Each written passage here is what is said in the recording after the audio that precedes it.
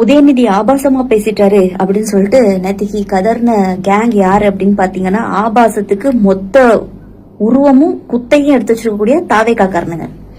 நீங்க பேசாத பேச்சாடா, நீங்க பண்ற கமெண்ட் எவ்வளவு கேவலமா இருக்கும்ன்றது ஊரே பாத்துட்டு இருக்கு. உங்களை மாதிரி ஒரு ஜோம்பி கூட்டத்தை இன்னும் இந்த சமுதாயம் பாத்துருக்காது. அப்படிப்பட்ட ஒரு தாவேக்காரனுங்க இவனுங்க ஆபாசத்தை பத்தி பேசுறானுங்க. அவரு உதயநிதி ஆபாசமா பேசிட்டாரு. சரி, தண்ணின்னு சொன்னாரு. தண்ணி ஆபாசமாடா? குடிக்கிறது எதை குடிக்கிறீங்க? மூத்திரத்தை குடிக்கிறீங்களோ? மூத்திரத்தையா குடிக்கிறீங்க? அதுக்கப்புறம் அவருக்கு கெட்டவரத்தை பேசிட்டாரு. குளிக்கிறதுக்கு, வீட்டுல துணி துவைக்கிறதுக்குலாம் தண்ணி உங்க வீட்டுல வராதா? உங்களுக்கு தண்ணி தேவை கிடையாது. உங்களுக்கு தண்ணின்னா எந்த தண்ணி உங்களுக்கு ஞாபகம் வருதுன்னு தெரியல. இறைவனுக்கு தான் தெரியும் நீங்க எந்த தண்ணியை நினைக்கிறீங்கன்னு. எங்களுக்கு தண்ணின்னு சொன்னா குடிக்கிற தண்ணி ஞாபகம் வரும். துணி துவைக்கிறது, பாத்திரம் கழுவுறது, குளிக்கிறதுக்கு, செடி ஊத்துற தண்ணி, சமையல் தண்ணி, இந்த மாதிரி எல்லா தண்ணியும் தான் எங்களுக்கு ஞாபகம் வரும். மைண்ட் ஃபுல்லா கரப்டடு. ஆதவர்ஜுனா இன்னைக்கு பேசுறாரு, கக்கூஸ்ல போய் ஒளிஞ்சிருந்தாரு அப்படின்னு.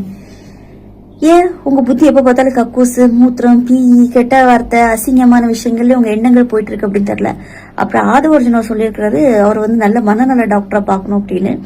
சவுக்கு சங்கரும் சொல்லியிருக்காரு, அவருக்கு நான் சைக்காட்ரிக்ட போய் நான் கேட்டேன் அப்படின்னு. இந்த இந்த இந்த இந்த டேஷ் கதெல்லாம் உங்கள்கிட்ட நாங்க கேட்கவே இல்லை. இந்த டேஷ் கதெல்லாம் உங்களுக்கு தேவையில்லை.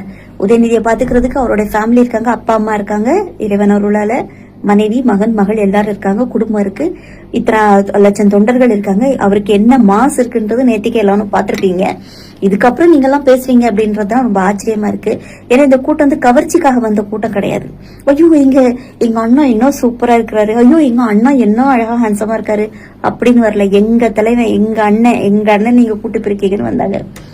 நேத்தைக்கு பொதுவா உங்க டிவிக்கு எப்படி தெரியுமா, விஜய் வச்சுதான் உங்க கட்சி, நீங்க எல்லாருமே உங்களுக்கு அடையாளம் விஜய் மட்டும், ஜோசப் விஜய் அவர்கள் மட்டும் தான் உங்களுக்கு அடையாளம். என்னன்னா உங்க ரசிகர்கள் எல்லாம் சந்தோஷப்படுவாங்க. தொண்டர்கள்னு சொல்றதுகளுக்கு இன்னும் வளரல. சோ உங்க ரசிகர்கள் எல்லாம் சந்தோஷப்படுத்துறது உங்களுடைய தலைவருடைய வேலை. ஆனா எங்க கூட்டம் இருக்குல்ல, எங்களோட திமுக இருக்குல்ல, நேத்திக்கு ஒவ்வொரு தொண்டனையும் நினைச்சு தலைமை சந்தோஷப்பட்டிருக்கும், தலைவர்கள் சந்தோஷப்பட்டிருப்பாங்க. நமக்காக இத்தனை ஆயிரம், இத்தனை லட்சம் தொண்டர்கள் இருக்காங்க அப்படின்னு சொல்லிட்டு ஒவ்வொருத்தரும் வேலையை விட்டு. ஏன் உங்க போலீஸ் அவ்வளவு தூரத்துக்கு வரவழைச்சிங்களே, தஞ்சாவூர்ல இருந்து உங்களெல்லாம் ஜெயில போட்டு காசெல்லாம் செலவு பண்ண முடியாது. அப்புறம் என்ன டேஷுக்கு நீங்க உங்க போலீஸ் டிபார்ட்மெண்ட் இவ்வளவு தூரத்துக்கு வேலை கழிச்சிங்க? தஞ்சாவூர்ல இருந்து வந்திருப்பீங்க, போலீஸே இல்லையா? இங்க நீங்க என்கொயரி கூட்டம் சம்மன் கொடுத்தா வராம இருந்திருப்பாங்களா? அப்போ உங்களுடைய பவரை காட்டுறதுக்காக நீங்க செஞ்சீங்க. அதுல உங்களுக்கு செலவுல உங்களுக்கு கண்ணுக்கு தெரியல. கடைசியில கோர்ட்ல கூட்டு வாங்கினதுக்கு அப்புறம், அங்கேயே அசிங்கப்பட்டதுக்கு அப்புறம், இல்ல ஒரு ஃபார்மல் என்கொயரிஸ் தான் கூட்டு போறோம்னு சொன்னதுக்கு அப்புறம், அதுக்கப்புறம் நீங்க தஞ்சாவூர்ல கூட்டிட்டு போய் அப்பவுமே எங்க அண்ணன் இறங்கல கெட்டா. அதுல 8 மணி நேரம் அலை கழிச்சிட்டீங்களா? 8 மணி நேரம் இல்ல ராஜா, நீங்க 20 மணி நேரம் நீங்க கூட்டிட்டு போனாலும் எங்க அண்ணன் ஜாலியா வர்றாரு. 6 மணிக்கு ஆட்டோ ஓடாதுன்னு சொல்றதுக்கு அவர் என்ன அதுவா, இல்ல அவர இதுவா, இல்ல அவர கவர்ச்சி கண்ணியா? ஐயோ 6 மணிக்கு மேல போனா எனக்கு ஸ்கின் கேர் எல்லாம் போனா எனக்கு டைம் ஆயிடும்னு சொல்றதுக்கு எங்க அண்ணன் இந்த கூட்டத்து இதை பார்த்து வளர்ந்தவர், தாத்தா அப்பாவெல்லாம் பார்த்து வளர்ந்தவர்.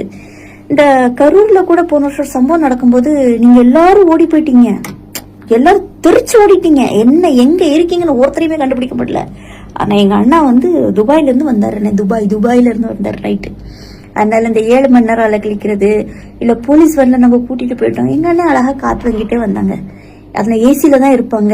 எங்க அண்ணன் ஏசியில இல்லாம இந்த லைட் ஆன் ஆஃப் பண்ணி விளையாடுவாரு, ஃபுல்லா ஸ்கிரீனை ஏத்திட்டு தான் போவாரு. இந்த சீன்லாம் எங்க அண்ணன் கிடையாது. ஏன்னா இவங்க மக்களுக்கான தலைவர்கள், மக்களுக்காக வரக்கூடியவங்க. அதனாலதான் மக்களாகிய நாங்க அங்க போய் நின்றுட்டு இருந்தோம்.